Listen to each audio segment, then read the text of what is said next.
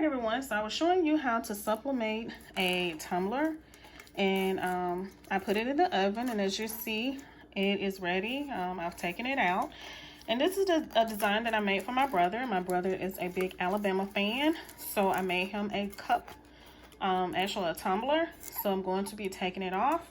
It's really hot, so I have my heat gloves on, and I just placed it here on this little pot holder here that we have. So I'm going to go ahead and take it off so that you can see how it looks. Alright, so it's cooled down, so I'm going to go ahead and take off the paper so that you can see the design that I made. I actually did this myself. So I'm using one hand. Let me see how everything looks. Oh, I'm super excited. Oh, this turned out gorgeous. First of all, let me show you the paper. All right, so all of the ink is off the paper. I'm using Cosmos ink, and I'm using Ieasha paper.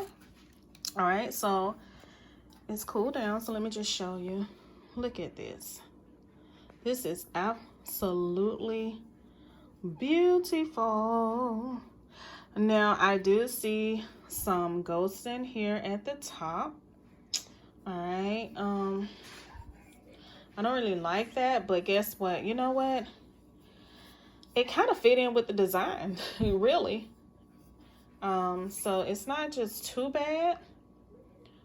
All right, but everything else is gorgeous. As you see, I put the University of Alabama across the bottom. And you know, University of Alabama is elephant, so I did the red elephant with Roll Tide right there in the middle. And I put we came to play and we came to win. All right, so I absolutely love it. I'm going to be sending this to my brother for Christmas. I hope he love it also. All right, and I'm also going to be making him a shirt to go along with this cup. All right, so I just wanted to show you this. I will be doing more sublimation here on my channel, so make sure you like, comment, and subscribe.